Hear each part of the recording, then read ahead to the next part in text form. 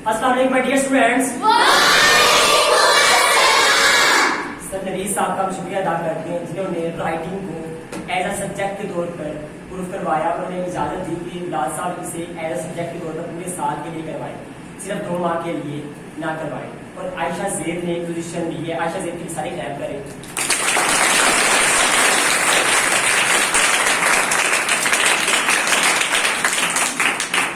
Ayesha Zeb would like to add something, कुछ बताना चाहेंगे राइटिंग के टूल्स के बारे में बताएं।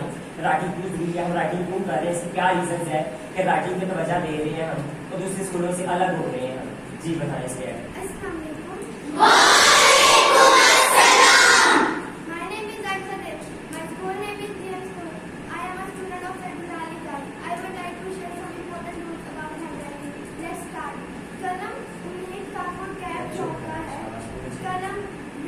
बारिश का पहला कतरा है।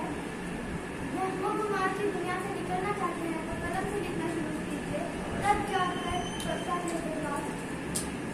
ज़हनी और जिस्मानी मानो और जिंदगी समझो लोगों के लिए कलम आपके तैयार है। लिखना नहीं छोड़ना चाहे 1000 फॉन्ट स्टाइल आगे, लिखना कामयाबी की दलील है। सारे सब्जेक्ट कलम के मुहताज हैं। जी आयशा ज़ेब ने बहुत अच्छे तरीके से एक्सप्लेन किया कि लिखना नहीं छोड़ना चाहिए, चाहे हज़ारों फॉन्ट स्टाइल आ जाए। ये खुद एक पावर है राइटिंग। अगर आपको कुछ आता या नहीं आता, आपको राइटिंग आती है तो पेपर में जाके आपने सारे सब्जेक्ट कलम से निकालने होते हैं।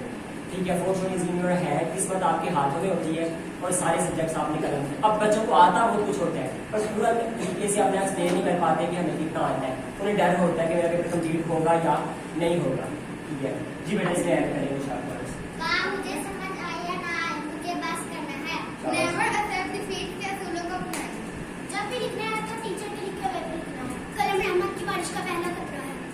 हिम्मत नहीं हारनी चाहिए, नाकामियां होती रहती हैं, अगला इंसान कामयाब हो जाता है।